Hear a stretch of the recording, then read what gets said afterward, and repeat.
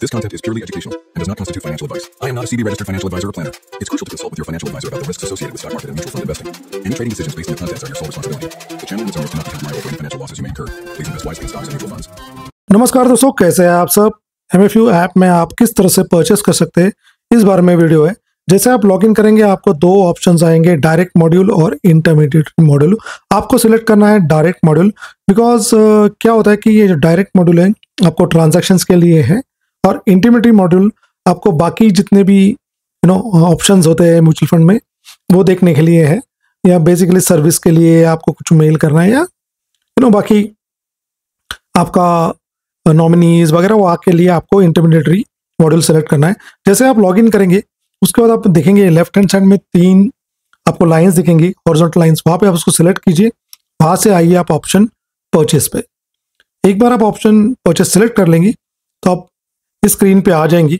यहाँ पे आपको पूरा डिटेल आपके एंटर करना है। देखिए आपका ऑलरेडी किसी म्यूचुअल फंड में है तो आप जैसे म्यूचुअल फंड का नाम डालेंगे तो उसका पोर्टफोलियो आपको नंबर के साथ वहाँ पे आ जाएगा।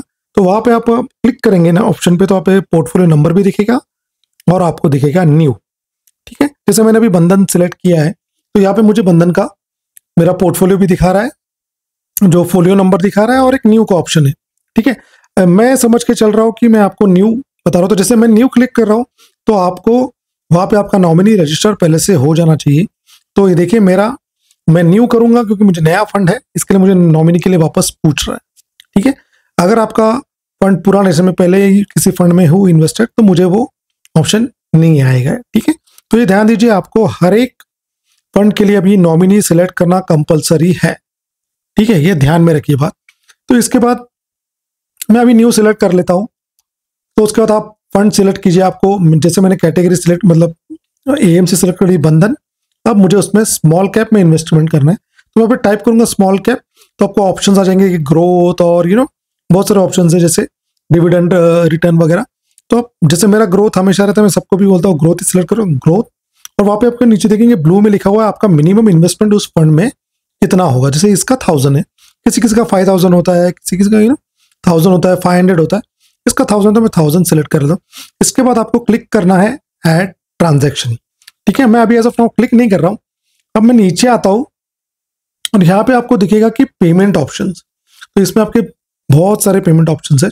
मेरा ऑलरेडी पे इजी में सिलेक्टेड है तो मैं वो जनरली सिलेक्ट करता हूँ, मेरे इसके लिए मैं वही सिलेक्ट करता हूँ। बट अगर मुझे किसी इमिडिएटली किसी फंड में जैसे पता चला कि मार्केट गिर रहा है तो 11 बजे, जैसे पहले भी वीडियोस में मैंने बोला है कि 11-1 बजे के पहले आपको इन्वेस्टमेंट डालोगे, लेकिन वो भी आप परचेस ऑर्डर डालोगे तो आपको UPI Insta UPI option select करना है। तो एज ऑफ नाउ मैं इंस्टा यूपीआई सेलेक्ट करता हूँ ताकि मेरा कल के कल ही इन्वेस्टमेंट हो जाए। अगर मैं पे इजी करूंगा तो मेरा कल नहीं होगा, परसों होगा। बाकी सारे ऑप्शंस में ऐसे ही होता है। ठीक है, इतना आप समझ गए होंगे। तो इसमें मैं अभी वो सिलेक्ट कर लेता हूँ और फिर मैं ऐड ट्रांजेक्शन कर दूंगा। तो नीचे में आप देखेंगे ना वहाँ पे ब्लैंक था पहले, वहाँ पे 1000 रुपीज आ जाएगा जब मैं ऐड ट्रांजेक्शन करूंगा। ठीक है, देखिए वहाँ पे 1000 रुपीज आ गए। इसके बाद आपको इसको सबमिट करना है।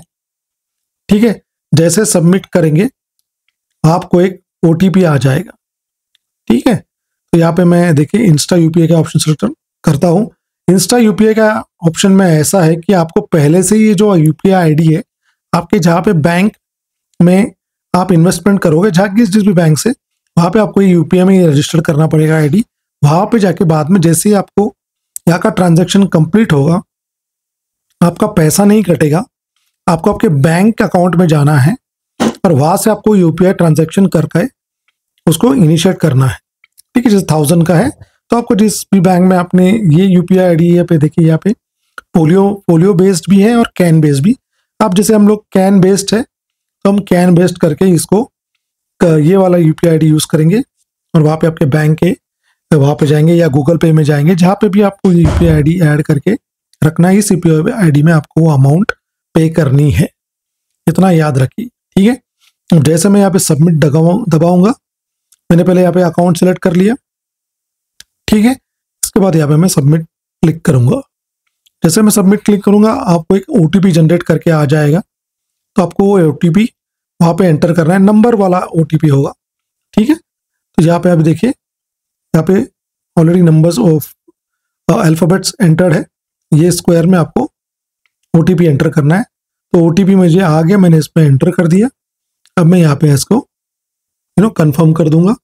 तो ये मेरा ऑर्डर ऑलरेडी सेलेक्ट हो चुका है। ठीक है, इसके बाद मुझे जाना है वो जहाँ पे अपना UPI मैंने जहाँ से मुझे पैसे भरने हैं उस अकाउंट में या गूगल पे में या जहाँ पे भी आपने उसको एंटर किया वहाँ पे जाके आप उसको पेमेंट करना है। तो आपका ऑर्डर नेक्स्ट दिन उस दिन हो जाएगा। अगर आपको वीडियो अच्छा लगे प्लीज़ लाइक से सब्सक्राइब। जय हिंद, जय भारत।